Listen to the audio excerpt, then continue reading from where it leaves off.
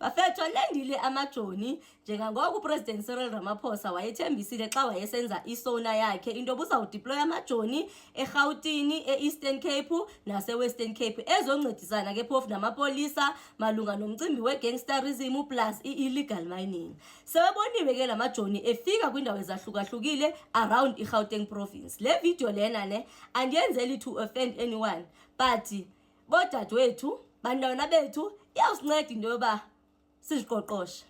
Ndinabo mna bafowethu bamajoni ababeke baye, futhi andithethi ngamajoni bebedeploywa nje, ndithetha ngamajoni la bewedeploywa ko-exile.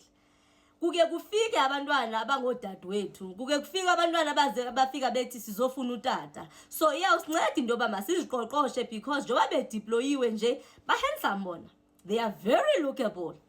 But nje iyawusinceda into yoba singazibhaqi sisala namasana bemkile abangazange ohlala. Imilomo yabo futhi mnandi yona, ndicela imnandi imilomo yabo. Bazawusiqhatha nize ningaqhatheki nizibhaqe nisala namasana bemkile bona, because abazange ohlala ixesha elide, badeploye nje for kwexeshana. Ndigqithe ndize kumphakathi wonke. Iyawusinceda into yoba sisebenzisane nabo amajoni ke ayomapolisa. Amajoni i-training abayifumene yi-training to combat force, abatrainwanga into yoba benze services like amapolisa. La mcimbi esawunyawazi ke futhi nama-2K mos azabe sazi amalungelo abo. No, I know my rights.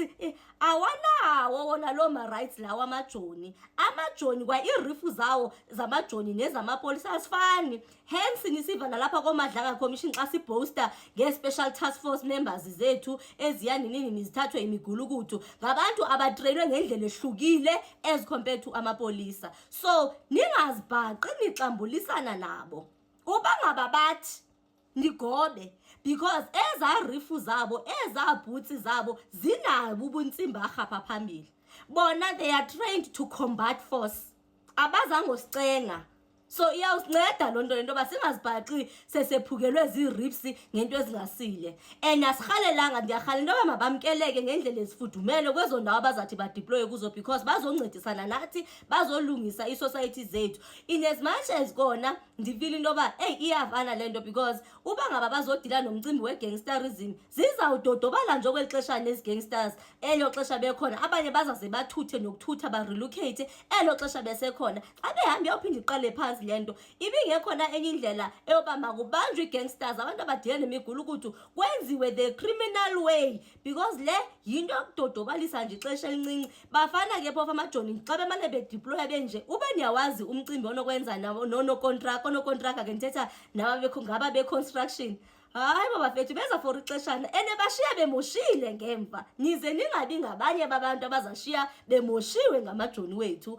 And ke ngoku andirhalelanga into yoba bathi xa behamba sive izitori ezimbi ezoba hayi bebenihlukumeza, hayi bebenibhulisha. Hayi bafethu, ngumsebenzi wabo, abazange osicenga, bazofosa uba masibe disciplined, abazange osicenga into yoba masibe disciplined. So nje but ngile ivideo I really hope that izawufikelela ebantwaneni bethu, ifikelele kodadewethu, sikwazi into yoba sithini siziqoqoshe, or else siyawubhaqa sisele namasana amaninzi kakhulu. Bahle, ba-well built, bayajima ndithi, banomlomo omnandi. Hey futhi njengoba ndisitsho ndisithi abacengi, and khumbula nini uNtamkhulu amayithanda ukutsho ke etsho ngaba abasekhaya abafowethu into yoba hey ziyanqokunqobuza ezi zinto, because ngabantu abake bahlalihlale bangaphili nabantu, bayohlala endle. So size sikwazi into yoba sifumane indlela yokuthethisana nabo. Ungathi uthetha into wena ngoba ubuqela ukuyithetha apha koFezi, hayi ingahlali ngendlela efana, because ababantu baqela ukuhlala le nezilwanyana. Masibamkelele ngezandla ezishushu amajoni wethu.